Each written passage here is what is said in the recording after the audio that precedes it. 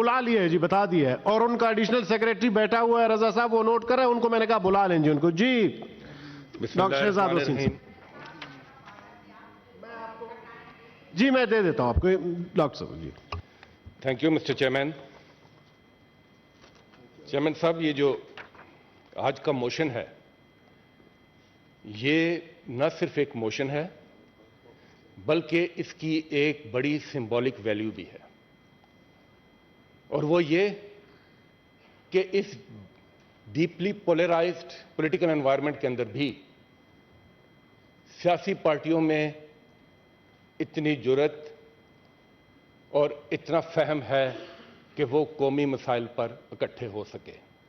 آج اس اہم مسئلے پر، فلسطین کے مسئلے پر، جو پوری قوم کے جذبات کی نمائندگی کرتا ہے، اس پر یہ تمام دستخط اور یہ تمام نام میں سمجھتا ہوں بہت خوش آئند ہے. جناب چیئرمین،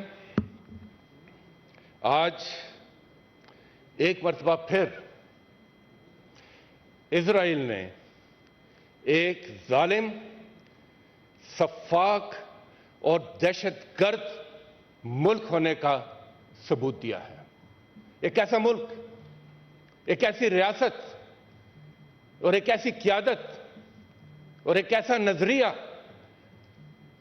جو صہیونی ریاست کے قیام کے لیے نہ کسی انٹرنیشنل لا کی پرواہ کرتا ہے اور نہ ہی اس کے ہاں انسانیت کی کوئی قدر یا اہمیت ہے. جناب چیئرمین، 3 ہفتوں سے اس سو کالڈ مہذب دنیا کے سامنے غزہ کے اندر جو ہو رہا ہے وہ اس بات کا تقاضا کرتا ہے کہ یا تو یہ خود کو مہذب دنیا کہلانا چھوڑ دیں یا پھر ڈکشنری میں مہذب ہونے کے معنی کو تبدیل کریں. جناب چیئرمین، ایک چھوٹے سے خطے کے اندر 20 لاکھ کے قریب فلسطینی، غالباً یہ گنجان ترین علاقہ ہوگا دنیا کا، جو آلریڈی ایک اوپن جیل ہے، جو آلریڈی محصور تھا، وہاں پر جو اسرائیلی بربریت، جارحیت، سفاکیت اور منظم نسل کشی کا سلسلہ جاری ہے، اس کی نہ صرف بھرپور مذمت کرنی چاہیے بلکہ دنیا کو اس کی مزاحمت بھی کرنی چاہیے. جناب چیئرمین، کیا ہے جو وہاں پر آج نہیں ہو رہا؟ کون سے جنگی جرائم ہیں جو آج وہاں نہیں ہو رہے؟ کون سی اخلاقی انسانی قدریں ہیں جو آج وہاں پامال نہیں ہو رہی؟ کون سے قوانین ہیں جن کی دھجیاں نہیں اڑائی جا رہی؟ ایک طرف ہم دیکھتے ہیں کہ فاسفورس بم تک کا استعمال ہوتا ہے اور دوسری طرف ہسپتالوں کو نشانہ بنایا جاتا ہے.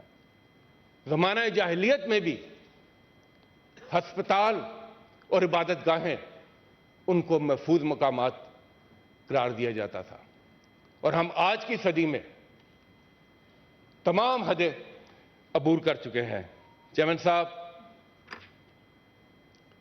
8,000 سے زیادہ شہادتیں ہو چکی ہیں اور ہر گزرتے ہوئے لمحے ان میں اضافہ ہو رہا ہے. تقریباً 4,000 کے قریب صرف بچے شہید ہو چکے ہیں. میرا سوال یہ ہے کہ خاک میں لتھڑے ہوئے اور خون میں نہلائے ہوئے یہ معصوم بچے، ان کے لاشیں کیا عالمی ضمیر کے لیے تازیانہ ہیں کہ نہیں ہے؟ کہاں ہیں وہ ہیومن رائٹس کی آرگنائزیشن؟ کہاں ہیں جو کہ اگر ایک بھوکی بلی کے لیے بلا اٹھتے ہیں؟ اور یہاں پر جو آخ و فغاں ہے، ظلم و بربریت ہے، ان کی خاموشی وہ ٹوٹنے کا نام نہیں لیتی. جناب چیئرمین، لمبی داستان ہے.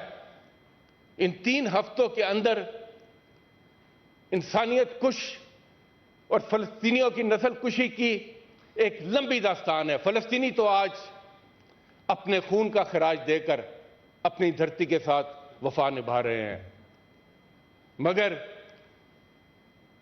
عالمی دنیا، یہ بڑے بڑے انصاف کے ایوان ان کے لیے سوال چھوڑے جا رہے ہیں کہ ان کی کیا اہمیت رہے گی، ان کی کیا قدر رہے گی۔ جناب چیئرمین، وہاں پر پانی، خوراک، ادویات، بجلی، مواصلات، کسی قسم کی کوئی رسائی نہیں، اور ایک بڑا انسانی المیہ جنم لے رہا ہے۔ دوسری طرف ہم دیکھتے ہیں کہ اقوام متحدہ کے سیکرٹری جنرل، ان کے بیان خوشائند ہیں، مگر ان کے بیان اور جنرل اسمبلی کی قرارداد کے باوجود وہاں پر کسی قسم کا کوئی عمل نہیں ہو رہا۔ سلامتی کونسل جس کی ذمہ داری ہے، میں جنگ بندی کا لفظ استعمال نہیں کروں گا، وہ کسی نے بڑا خوبصورت جملہ کہا تھا کہ تلوار اور گردن کے درمیان جنگ نہیں ہوتی، صرف قتل ہوتا ہے۔ یہ قتل عام ہے، یہ جنگ نہیں ہے، یہ یک طرفہ قتل عام ہے، یک طرفہ نسل کشی ہے۔ اور سلامتی کونسل جس کی ذمہ داری تھی، وہاں پر صرف مفادات اور بڑی طاقتوں کی اجارہ داری ہے، اور اس نے سوال اٹھائے ہیں سلامتی کونسل کی افادیت کے اوپر بھی۔ اب وقت آ گیا ہے کہ اس کے رول کو بھی ریوزٹ کیا جائے، اس کے دائرہ کار کو بھی بڑھایا جائے، اس کو بھی زیادہ ریپریزنٹیٹو بنایا جائے، اور ویٹو جیسے غیر جمہوری ہٹکندوں کے بجائے اس کو جمہوری اصولوں کے اوپر چلایا جائے۔ جناب چیئرمین، یہ تمام واقعات کھل کر ان ڈبل سٹینڈرڈز کی نشاندہی کرتے ہیں، جہاں خون کا رنگ تو ایک ہے، مگر نسل کی بنیاد پر، مذہب کی بنیاد پر، مفاد کی بنیاد پر تفریق ہے، سٹینڈرڈ فرق ہے۔ اگر یوکرین کی جنگ ہوگی تو بیانیہ اور ریئیکشن کچھ اور ہوگا، مگر فلسطین اور کشمیر کے مظلوم مسلمانوں کے لیے بیانیہ کچھ اور ہوگا۔ یہ ڈبل سٹینڈرڈز پہلے بھی تھے، مگر اب یقیناً یہ کھل کر سامنے آ گئے۔ مگر اس کے ساتھ ساتھ یہ بھی واضح ہونا چاہیے کہ یہ جو بربریت اس وقت غزہ کے علاقے میں ہو رہی ہے، یہ یہاں تک محدود نہیں رہے گی، اس کے عالمی امن پر بھی دور رس اثرات مرتب ہوں گے۔ اس کا سپل اوور باقی کئی ممالک کو بھی اپنی لپیٹ میں لے سکتا ہے۔ اس کے معاشی اثرات بھی ہوں گے، اس کے سیاسی اثرات بھی ہوں گے۔ جناب چیئرمین، آپ نے دیکھا کہ تیل کی قیمتیں ہوں، بین الاقوامی تجارت ہو، یہ سب اس سے افیکٹ ہوں گے، جیو پالیٹکس افیکٹ ہوگی، اور وہ جو ایک فلسطین کے ساتھ تعلقات بڑھانے کا، فلسطین کے ساتھ دوستی کرنے کا بخار تھا، یقیناً اس میں بھی کچھ کمی آئے گی۔ جہاں تک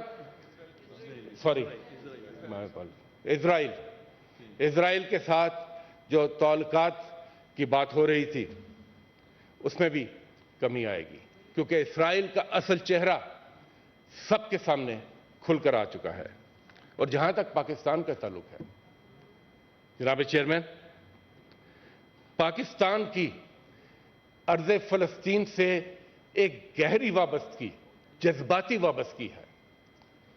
یہ سرزمین ہے انبیاء کی، یہ مسکن ہے مقامات مقدسہ کا۔ ہمارا بیت المقدس سے تعلق لا الہ الا اللہ کی بنیاد پر ہے، ہمارا ان سے تعلق اصول کی بنیاد پر ہے، ہمارا ان سے تعلق اٹوٹ ہے، کسی عرب اور عجم کا مسئلہ نہیں ہے۔ اور پاکستان تو اپنے قیام کے ساتھ فلسطین کا کاز لے کر چلا تھا۔ قائد اعظم محمد علی جناح، ان کی سیاسی بصیرت اور ان کے افکار ہمارے لیے آج بھی مشعل راہ ہیں، اور ہمیں بتاتے ہیں کہ فلسطین پر ہمارا موقف کیا ہونا چاہیے۔ انہوں نے اس وقت بھانپ لیا تھا اور فلسطین کی سرزمین پر صہیونی ریاست کی مخالفت کی تھی اور آخری دم تک ان کے ساتھ اپنا جو تعلق ہے، جو رشتہ ہے، وہ اس کو نبھایا تھا۔ جناب چیئرمین، جو ایوان ہوتے ہیں وہ عوامی جذبات کی عکاسی کرتے ہیں۔ عوام سیاسی شعور رکھتے ہیں۔ آپ نے دیکھا کہ دنیا بھر میں، امریکہ میں، یورپ کے ممالک میں فلسطین کے ساتھ اظہار یکجہتی اور اسرائیل کی مذمت کے لیے مظاہرے ہوئے۔ میں سمجھتا ہوں کہ پاکستان میں بھی اگر کوئی فلسطین کے ساتھ اظہار یکجہتی اور اسرائیل کی مذمت کے لیے پرامن مظاہرہ کرتا ہے تو میں سمجھتا ہوں کہ اس پر کسی قسم کی کوئی قدغن نہیں ہونی چاہیے۔ جناب چیئرمین، یہ وقت آواز اٹھانے کا ہے، یہ وقت خاموشی توڑنے کا ہے، کیونکہ جب ظلم ہو رہا ہوتا ہے تو جو وہاں لوگ ہیں ان کے لیے اپنوں کی خاموشی غیروں کے وار سے زیادہ افسوسناک ہوتی ہے۔ یہ خاموشی توڑنی ہے، ہر فورم پر آواز اٹھانی ہے، ہر جگہ پر۔ اور مجھے خوشی ہے کہ ابھی ہم کل ہی آئی پی یو کے اجلاس سے آئے ہیں جہاں پر سینٹ آف پاکستان کی بھرپور نمائندگی تھی، اور سینٹ آف پاکستان نے پاکستان کے عوام کی فلسطین کے حوالے سے وہاں پر بھرپور نمائندگی کی، اور مشاہد صاحب کا بڑا دبنگ خطاب تھا وہاں پر، اور میں سمجھتا ہوں کہ وہاں پر پاکستان کی آواز گونجی ہے۔ جناب چیئرمین، ان مسائل کے حل کے بغیر دنیا میں دیر پا امن نہیں قائم ہو سکتا۔ امن صرف جنگ کے نہ ہونے کا نام نہیں، امن انصاف کے ہونے کا نام ہے۔ جناب chairman, peace is not absence of war, peace is presence of justice. اور جب تک جسٹس کی بنیاد پر، انصاف کی بنیاد پر فیصلے نہیں ہوں گے، کہیں پر دیر پا امن قائم نہیں ہو سکتا۔ آج سیکورٹی کونسل کا اجلاس ہو رہا ہے، چائنا اور یو اے نے اس کو موو کیا ہے۔ ہمارا یہاں سے یہ مطالبہ ہونا چاہیے کہ فوری طور پر اسرائیلی پیش قدمی اور بمباری کو روکا جائے، غزہ کی ناکہ بندی کو ختم کیا جائے، وہاں پر ہیومینیٹیرین ایڈ کے لیے سیف کاریڈورز وہ مہیا کیے جائیں، اور پوری اسلامی برادری، انسانی برادری اور بالخصوص پاکستان جو ہم امداد اپنے بھائیوں کے لیے وہاں پر پہنچا سکتے ہیں، ہم اس کی رسائی کو یقینی بنائیں۔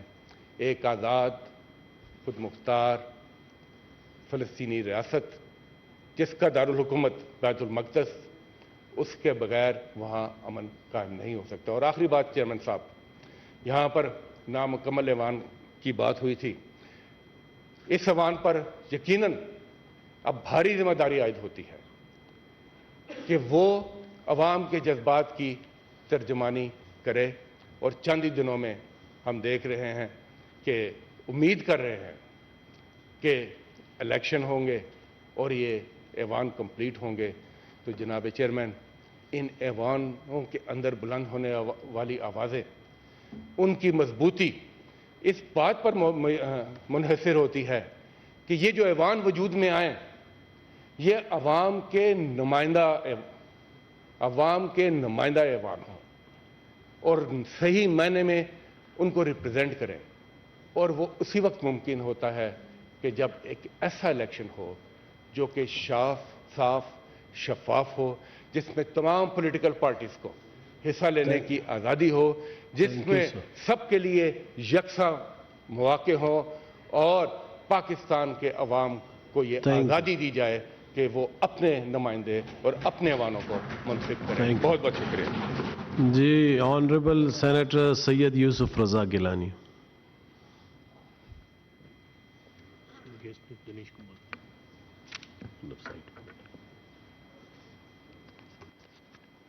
جناب chairman, leader of the house نے اور لیڈر آف